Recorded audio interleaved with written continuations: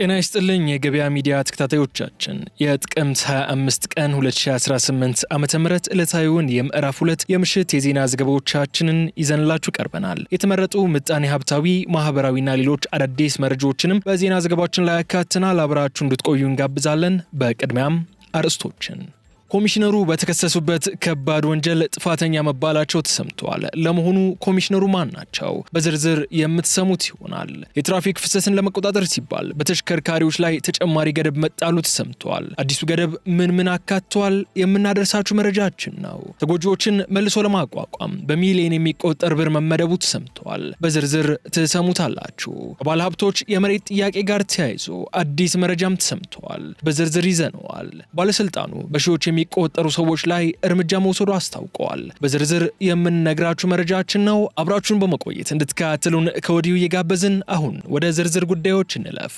በአዲስ አበባ ነጋዴዎች በጉጉት ሲጠበቅ የነበረው የአኮያ ጎልድ ሱቅ መሃል 4 ኪሎ ላይ ኪራይ በሚመስል ዋጋ ሽያጭ ተጀመረ። 5 እህት ኩባንያዎች ያሉት አኮያ ፕሮፐርቲስ በ3 ዓመት ውስጥ 3 ፕሮጀክቶችን በጥራት ገንብቶ አጠናቋል። እንዲሁም ብዙዎችን የቤት ባለቤት አድርጓል። አሁን ደግሞ በአዲስ አበባ እምብርት መሃል 4 ኪሎ ላይ አምባሳደር ሞል ጀርባ የንግድ ማዕከል ከ19 እስከ 34 ካሬ አማራጭ ያላቸውን ሱቆች ከ3.9 ሚሊዮን ብር ጠቅላላ ክፍያ ጀምሮ እንዲሁም በ30% ቅድመ ክፍያ ያለምንም ዋጋ ጭማሪ በተመቻቸ ያከፋፈል ሁኔታ ለገበያ አውጥቷል። በተጨማሪም እነዚህ ሱቆች በፉል ፊኒሽድ አማራጭና የ100% የኪራይ ዋስትና ያላቸው ሲሆን ከ10 እስከ 20% እውነተኛ ቅናሽ ይኖራቸዋል። አሊያም የእርሱ ምርጫ የመኖሪያ ቤት ከሆነ በሰሜን ማዘጋጃ ሳሪም ሆቴል አጠገብ፣ ሳር ቤት ካናዳ ኤምባሲ አጠገብ እንዲሁም ፒያሳ ሞናርክ ሆቴል ጀርባ በተመጣጣኝ ዋጋ እስከ 25% ልዩ ቅናሽ ይዞላችሁ መጥቷል። እነዚህ ቅናሾች ለትንሽ ጊዜ የሚቆዩ ስለሆነ ከታች ባለው ስልክ ፈጥነው ይደውሉ። አኮያ ፕሮፐርቲስ ከነገ ለተዛመደ። በመዲናዋ ከ90 ሺህ በላይ ዜጎች ቋሚ የስራ ዕድል ተፈጥሮላቸዋል ተባለ። የአዲስ አበባ ከተማ አስተዳደር ለመዲናዋ ስራ አጥ ዜጎች የስራ ዕድል ለመፍጠር በትኩረት እየሰራ እንደሚገኝ ተገልጿል። በተያዘው የ2018 በጀት ዓመትም ለ350 ሺህ ዜጎች የስራ ዕድል ለመፍጠር እቅድ መያዙን ከአዲስ አበባ ስራና ክህሎት ቢሮ የተገኘው መረጃ ያመለክታል። ለዜጎች ቋሚ የስራ ዕድሎችን መፍጠር የቢሮው ዋና ተልዕኮ ነው የሚሉት የአዲስ አበባ ስራና ክህሎት ቢሮ የስራ ስምሪት አገልግሎት ዳይሬክተር አቶ ሰባሃዲን ሱልጣን በዚህ መሰረት በበጀት ዓመቱ ለ350 ሺህ ዜጎች ቋሚ የስራ ዕድል ለመፍጠር ታቅደው እየተሰራ ይገኛል ብለዋል። አክሎም እቅዱን ውጤታማ ለማድረግ ከሚመለከተው አካል ጋር ውይይት ተደርጎበታልም ብለዋል። ከሚፈጠሩት የስራ ዕድሎች መካከል 75 ከመቶ የሚሆኑት ወጣቱን ተጠቃሚ የሚያደርጉና የሴቶችን ተጠቃሚነት ደግሞ 50 ከመቶ ይይዛል የሚሉት ዳይሬክተሩ ከዚህ ውስጥ ከተለያዩ ከፍተኛ የትምህርት ተቋማት ተመርቀው የወጡ ወጣቶች ድርሻ 15 ከመቶ ለማድረግ መታቀዱን ገልጸዋል። ከአጠቃላይ የስራ ዕድል መካከል 70 ከመቶ በቅጥር እንዲሁም 30 ከመቶ በማደራጀት የሚፈጠር እንዲሆን ታሳቢ ተደርጎ እየተሰራ መሆኑን የጠቀሱት አቶ ሰባሃዲን በበጀት ዓመቱ ከተያዙ የስራ ዕድል ፈጠራ እቅዶች መካከል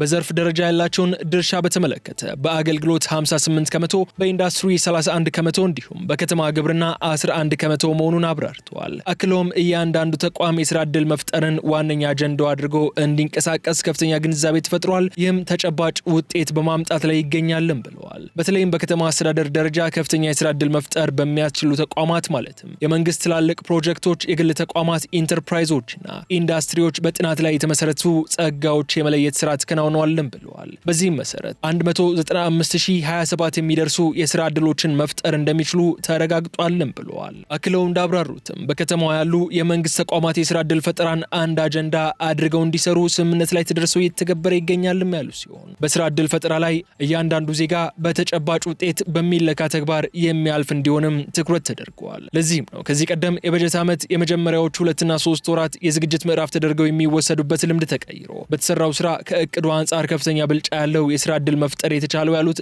ዳይሬክተሩ በተያዘው 2018 በጀት ዓመት የመጀመሪያው ሩብ ዓመት እንደ ከተማ አስተዳደር ለመፍጠር የታቀደው የስራ ዕድል 77500 ሲሆን ለ96210 ዜጎች ግን ቋሚ የስራ ዕድል መፍጠር እንደተቻለም ተናግረዋል።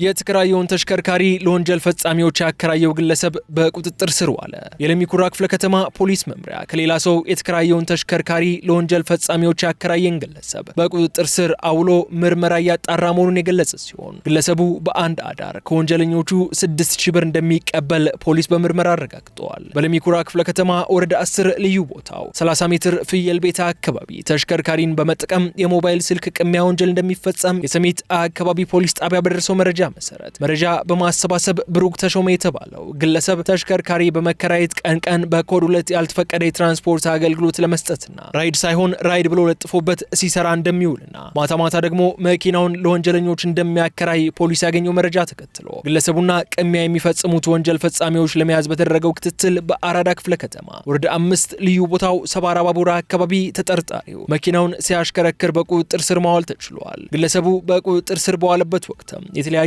10 ሞባይል ስልኮች በተሽከርካሪ ውስጥ እንደተገኙና መኪናውን ቀን ሲሰራበት ውሎ ማታ ለወንጀል ፈጻሚዎች በአንድ አዳር በ6000 ብር እንደሚያከራይም በምርመራ ተረጋግጧል። የተቀሩትን ሌሎች ወንጀል ፈጻሚዎችን በቁጥጥር ስር ለመዋል ክትትሉ ተጠናክሮ መቀጠሉን ያሳወቀው የሰሚታ አካባቢ ፖሊስ ጣቢያ የግልጽ ጠቃሚነትን ብቻ በማሰብ በወገኑ ላይ ወንጀል እንዲፈጽም የተከራየውን ተሽከርካሪ ያከራየው ግለሰብ ድርጊት ለወትሮ ከሚፈጸሙ የወንጀል ድርጊቶች የተለየ መሆኑ ተገልጿል። ፖሊስ አክሎም የተሽከርካሪ ባለንብረቶች ቢከራዩም በኪራይም ሆነ በውሰት ተሽከርካሪዎችን ለሌላ አካል አሳልፈው ሲሰጡ ተገቢውን ክትትልና ቁጥጥር ማድረግ እንዲሁም በተመሳሳይ ሁኔታ ወንጀል የተፈጸመባቸው ግለሰቦች ለሚ ኩራ ክፍለ ከተማ ፖሊስ መምሪያ በአካል በመቅረብ የተሰረቀባቸውን ንብረት እንዲወስዱ እንዲሁም ተጨማሪ መረጃ በመስጠት እንዲተባበሩም ፖሊስ ጥሪውን አቅርበዋል።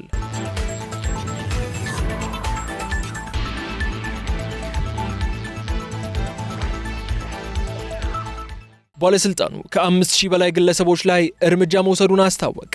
የአዲስ አበባ ደንብ ማስከበር ባለስልጣን 284 ድርጅቶችና 5512 ግለሰቦች በድምሩ 5796 በሚሆኑ ደንብ ተላልፎ በተገኙ አካላት ላይ እርምጃ መውሰዱን የባለስልጣኑ የኮሙኒኬሽን ዳይሬክተር አቶ የምስራች ግርማ ተናግረዋል። አንዳንድ አገልግሎት ሰጪ ተቋማት፣ አምራች ኢንዱስትሪዎችና ግለሰቦች ፍሳሽን ወደ ወንዞች በመልቀቅ የደንብ ጥሰቶችን እንደሚፈጽሙም አቶ የምስራች የገለጹ ሲሆን ይህ እንዳይሆን በየጊዜው ለህብረተሰቡ የግንዛቤ ማስጨበጫ ቢሰጥም ሴፍቲ ታንከርና ትሪትመንት ፕላንት አዘጋጅቶ ከመጠቀም ጋር ችግሮች በመኖራቸው አሁንም በወንዞችና በወንዝ ዳርቻዎች ፍሳሽ የማስወገድ ተግባር እንደሚታይ ገልጸዋል። ባለስልጣኑ ከማስተማሩ ባሻገር ከድርጊታቸው በማይታቀቡና ደንብ በሚተላለፉት ላይ በህግ በተሰጠው ስልጣን መሰረት እርምጃ እየወሰደ እንደሚገኝ የተገለጸ ሲሆን በወንዝና የወንዝ ዳርቻ አካባቢዎች 8000 በሚደርሱ ባለሙያዎች አማካኝነት በ3 ፈረቃ የክትትል ስራ እየተሰራ እንደሚገኝም አስታውቀዋል።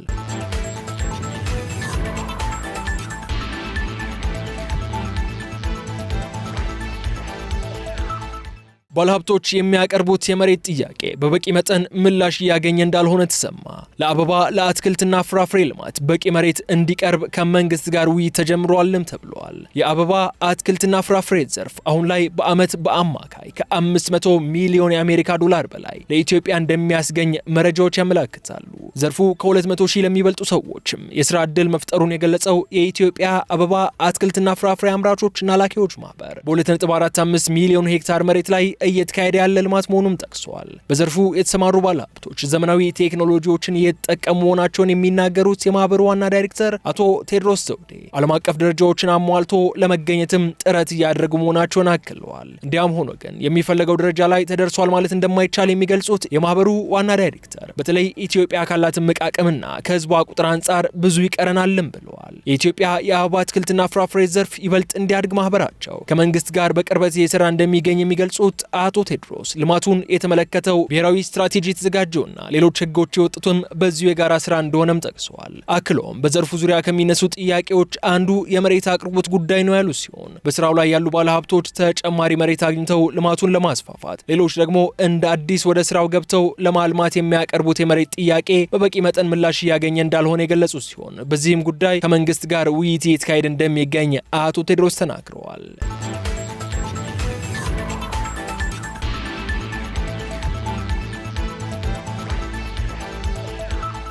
ተጎጂዎች መልሰው እንዲቋቋሙ ለማድረግ የሚያስችል ከ60 ሚሊዮን ብር በላይ መበጀቱ ተገለጸ። በመዲናዋ በ3 ወራት ብቻ ከ530 በላይ የሚሆኑ ከስደት ተመላሽ ዜጎች ልዩ ድጋፍ የሚያስፈልጋቸው ሆነው መመዝገባቸው ተሰምተዋል። በ3 ወራት ውስጥ ብቻ በህገወጥ መንገድ ከተሰደዱ በኋላ የተለያዩ ችግሮች የደረሱባቸው ከ530 በላይ ተጎጂ ስደተኞች ወደ ሀገር መመለሳቸው የአዲስ አበባ ከተማ አስተዳደር ስራና ክህሎት ቢሮ አስታውቀዋል። የአዲስ አበባ ከተማ ነዋሪ የሆኑና በህገወጥ መንገድ ወደ ተለያዩ የውጭ ሀገራት ከተሰደዱ በኋላ ለተለያዩ ችግሮች ተዳርገው የተመለሱ ተጎጂ ከስደት ተመላሾች ከ530 በላይ መሆናቸውን የገለጹት የቢሮው የስራ ስምሪት አገልግሎት ዳይሬክተር አቶ ሱብሃዲን ስልጣን ከነዚህም መካከል ከ480 በላይ የሚሆኑት ሴቶች መሆናቸውን አብራርተዋል። በዚህም ተጎጂዎች መልሰው እንዲቋቋሙ ለማድረግ መንግስት በተያዘው በጀት ዓመት ከ60 ሚሊዮን ብር በላይ መበጀቱን የተናገሩ ሲሆን ከተመለሱት ተጎጂ ስደተኞች መካከል 160 የሚጠጉ ዜጎች ወደ ቋሚ ስራ እንዲገቡ መደረጋቸው ጨምረው ገልጸዋል። ቢሮው ማንኛውም ዜጋ በህገወጥ መንገድ እንዳይሰደድ ብለውም ህገወጥ ስደት ምን ያክል አስከፊ መሆኑን ለማህበረሰቡ የግንዛቤ ማስጨበጫ ስራዎችን እየሰራ እንደሚገኝ የተናገሩት ዳይሬክተሩ ለማህበረሰቡ ግንዛቤ ከማስጨበጥ አንጻር በዚህ ሩብ ዓመት ከ130 ሺህ በላይ ለሚሆኑ ዜጎች መድረስ መቻላቸውንም ገልጸዋል።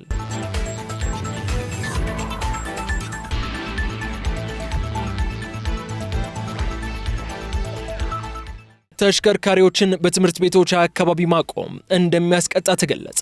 በአዲስ አበባ ከተማ በሚገኙ ትምህርት ቤቶች አካባቢ ያለውን የትራፊክ ፍሰት ለመቆጣጠር ተሽከርካሪዎችን የሚያቆሙ ግለሰቦች ላይ የገንዘብ ቅጣት እንደሚጣል የከተማ አስተዳደሩ ትራፊክ ማኔጅመንት ባለስልጣን አስታውቀዋል። በተሽከርካሪ ልጆቻቸውን ወደ ትምህርት ቤት የሚያደርሱ ወላጆች በትምህርት ቤቶች አካባቢዎች ላይ ተሽከርካሪን ማቆም መከልከሉን የገለጹት በባለስልጣኑ የትራፊክ ቁጥጥርና ሁኔታ አስተዳደር ዳይሬክተር አቶ አያለው አቲሳ ይህ የሚሆነው የትራፊክ መጨናነቅ እንዳይከሰትና አካባቢውን ከትራፊክ አደጋ ለመከላከል መሆኑን ገልጸዋል። ከፍተኛ ቁጥር ያላቸው ተሽከርካሪዎች በትምህርት ቤቶች አካባቢ በመኖራቸው ይህንን ለመቆጣጠር የተሽከርካሪ ባለንብረቶች ተሽከርካሪያቸውን ለማቆም የመኪና ማቆሚያ ወይንም ፓርኪንግ እንደ አማራጭ ሊጠቀሙ እንደሚገባም አሳስበዋል። በተጨማሪም ተሽከርካሪን ደርበውና መንገድ ዘግተው በሚቆሙ ግለሰቦች ላይ እንደተከሰተው የጥፋት አይነት የመቀጫ የገንዘብ እርከን ስለመኖሩ የተናገሩት ዳይሬክተሩ ይህንን የተላለፉ አጥፊዎች እንደ ጥፋቱ አይነት በገንዘብ እንደሚቀጡም ገልጸዋል።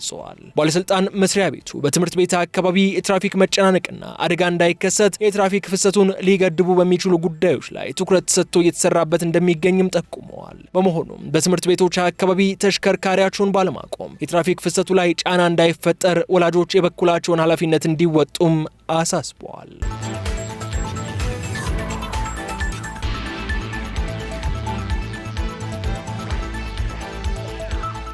የቀድሞው ኮሚሽነርና ቤተሰቦቻቸው በተከሰሱበት ወንጀል ጥፋተኛ ተባሉ። የአደጋ ስጋት ስራ አመራር ኮሚሽን የቀድሞ ኮሚሽነር ምትኩ ካሳ ባለቤታቸውና ልጃቸው በተከሰሱበት ከባድ የሙስና ወንጀል ጥፋተኛ የተባሉ ሲሆን የጥፋተኝነት ውሳኔውን ያስተላለፈው ደግሞ የፌዴራል ከፍተኛ ፍርድ ቤት ልደታ ምድብ 5ኛ የሙስና ጉዳዮች ችሎት መሆኑ ታውቋል። የፍትህ ሚኒስቴር የሙስና ጉዳዮች ዳይሬክቶሬት አቃቢ ሕግ ባቀረበው ክስ በአደጋ ስጋት ስራ አመራር ኮሚሽን የተረጂዎች ቁጥር በማጋነን የተለያዩ የእርዳታ አይነቶችን ከመጋዘን ውጪ በማድረግ ለተረጂዎች ሳይደርሱ ተሽጦ ለግል ጥቅም ውሏልም ብለዋል። በዚህም የሙስና ወንጀልን ለመደንገግ የወጣውን አዋጅ ቁጥር 881/2007 አንቀጽ 9 ንዑስ ቁጥር 3 የወንጀል ህግ አንቀጽ 32 1 ሀሌታ ውሃ እንዲሁም 33 በህገወጥ መንገድ የተገኘ ገንዘብ ወይም ንብረትን ምንጩ ደብቆ ህጋዊ አስመስሎ ማቅረብ ወንጀል በነሐሴ ወር 2014 ዓ.ም ክስ ተመስርቶባቸው እንደነበር ተገልጿል። ተከሳሾቹ አቶ ምትኩ ካሳ፣ ባለቤታቸው ወይዘሮ ሶፊያ ጀማል፣ ልጆቻቸው ወይዘሮ ሚልካ ምትኩና ኢያሱ ምትኩ፣ አቶ ዮሐንስ በላይና ወይዘሮ ህይወት ከበደ ሲሆኑ በክሱ ዝርዝር ላይ እንደተመለከተውም አቶ ምትኩ ካሳ ከኤልሻዳይ ሪሊፍ ኤንድ ዴቨሎፕመንት አሶሲዬሽን ዳይሬክተር የሆኑት አቶ የማነ ወልደ ማርያምና ከሌሎች ሰራተኞች ጋር ያልተገባ የጥቅም ግንኙነት በመፍጠር በሺዎች በሚቆጠሩ ተረጂዎች ስም እንዲሁም የተረጂዎችን ቁጥር በማጋነን ለበርካታ ጊዜ የምግብ ቁሳቁሶችን ከኮሚሽኑ መጋዘን በማውጣት ለተረጂዎች ሳይደርስ ለዱቄት ፋብሪካዎችና ለሌሎች ግለሰቦች በመሸጥ ህገወጥ ጥቅምን ሲያገኙ እንደነበርና ለዚህም ስራ አቶ ምትኩ ካሳ በቤተሰቦቻቸው ስም ከኤልሻዳይ ድርጅት ጋር በተለያዩ ጊዜያት ስምምነትን ፈጽመዋል። በዚህም በአማራ፣ በአፋር፣ ኦሮሚያ፣ የቀድሞ ደቡብ ክልል ውስጥ በሚገኙ የግብረሰናይ ድርጅቱ ማዕከላት የተረጂዎችን ቁጥር በማጋነን የምግብና ምግብ ነክ ያልሆኑ ቁሳቁሶችን ከኮሚሽኑ በመውሰድ ለተረጂዎች ሳይደርስ በመሸጥ ለግል ጥቅም ማዋል፣ ብድርና ድጋፍ በሚል ሰበብም በህገወጥ መንገድ ከኮሚሽኑ በ100 ሚሊዮን የሚገመት ገንዘብ ለእርዳታ ድርጅቱ መሰጠቱም በክሱ ተመላክቷል። በተለይም 601668 ኩንታል ስንዴ፣ 41 1789 ኩንታል በቆሎ፣ ከ78386 ሊትር በላይ ዘይት፣ 3999 ኩንታል ሩዝ ከተራድኦ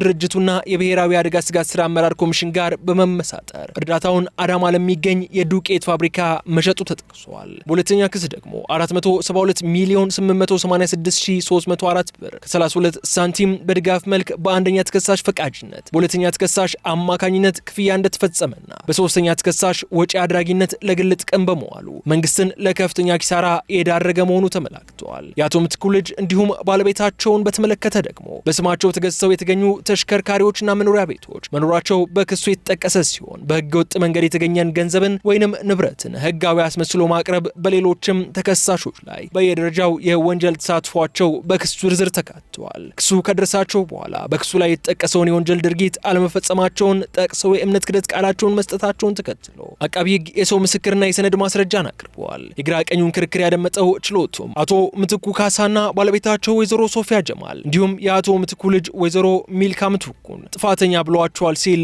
መናኸሪያ ሬዲዮ ዘግበዋል።